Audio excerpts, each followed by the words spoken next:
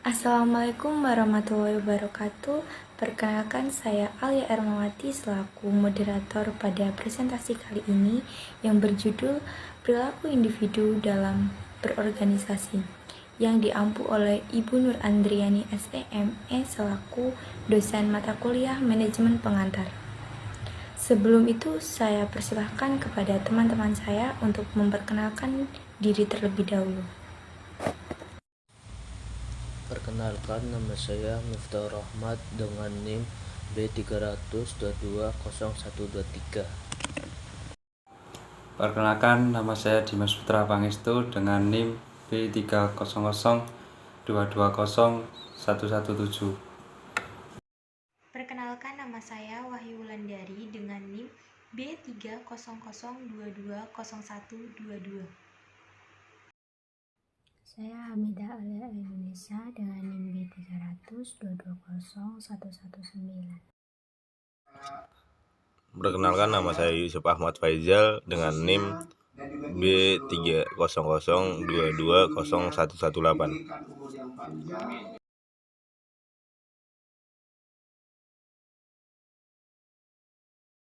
Pengertian perilaku keorganisasian. Perilaku keorganisasian adalah suatu disiplin ilmu yang mempelajari tentang perilaku tingkat individu dan tingkat kelompok dalam suatu organisasi serta dampaknya terhadap kinerja. Adapun memahami perilaku individu dalam berorganisasi, yaitu bentuk interaksi antara karakteristik individu dengan karakteristik organisasi. Setiap individu dalam organisasi, semuanya akan berperilaku berbeda satu sama lain, dan perilakunya adalah ditentukan oleh masing-masing lingkungannya yang memang berbeda. Tujuan dari memahami perilaku individu dalam berorganisasi. 1. Agar bisa memahami serta menjelaskan berbagai kejadian yang terjadi dalam organisasi, mempelajari perilaku organisasi, mempermudah pengembangan cara berpikir tentang kejadian dalam lingkungan organisasi, serta meramal hal apa yang akan terjadi. 2. Agar bisa meramal dan menjelaskan kejadian yang terjadi dalam organisasi apabila sejumlah kejadian ditemui terjadi secara berulang, perlu dilakukan identifikasi kekuatan serta kelemahan yang menjadi penyebab mengapa kejadian tersebut terus berulang. Dengan proses identifikasi, lingkungan organisasi akan menjadi lebih stabil. 3. Mempelajari perilaku organisasi guna mengendalikan perilaku dalam organisasi. Jika manajer atau pimpinan bisa memahami serta menjelaskan dengan cepat berbagai perilaku yang terjadi dalam organisasi, maka pihak pengambil keputusan bisa memutuskan dan menciptakan perilaku yang diinginkan, serta mengurangi perilaku yang ingin dihindari. Manfaat.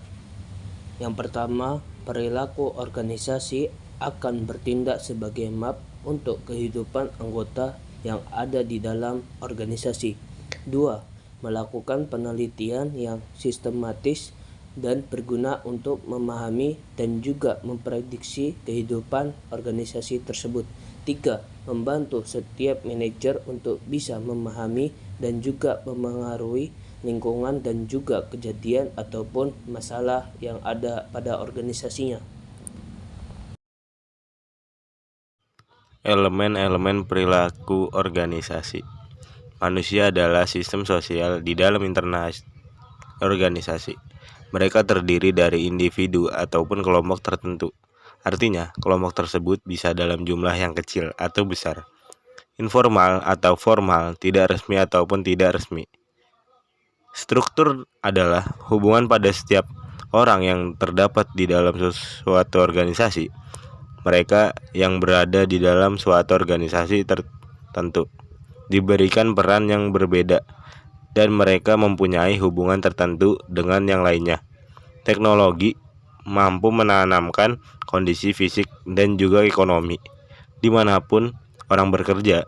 Sifat dari teknologi ini akan sangat tergantung dari sifat organisasi dan juga akan turut mempengaruhi pekerjaan ataupun kondisi kerja perusahaan, sehingga teknologi akan membawa efektivitas dan juga memberikan batasan setiap orang dengan berbagai caranya. Sistem sosial ini akan menyediakan lingkungan eksternal tempat organisasi bergerak. Sistem sosial ini akan memberikan pengaruh pada sikap orang, kondisi kerja, dan yang paling penting adalah mampu memberikan persaingan untuk sumber daya dan juga kekuasaan. Sistem sosial ini akan menyediakan lingkungan eksternal tempat organisasi bergerak. Sistem sosial ini akan memberikan pengaruh pada sikap orang, kondisi kerja, yang paling penting adalah mampu memberikan persaingan untuk sumber daya dan juga kekuasaan.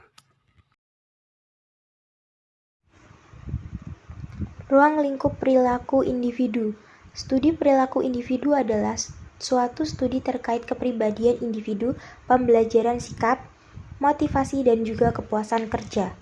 Perilaku antar individu adalah suatu studi yang dilakukan dengan adanya komunikasi antara setiap karyawan di antara mereka sendiri dan bawahan mereka. Memahami kualitas dari kepemimpinan orang, dinamika kelompok, konflik yang terjadi pada kelompok, kekuasaan, dan juga politik. Perilaku kelompok.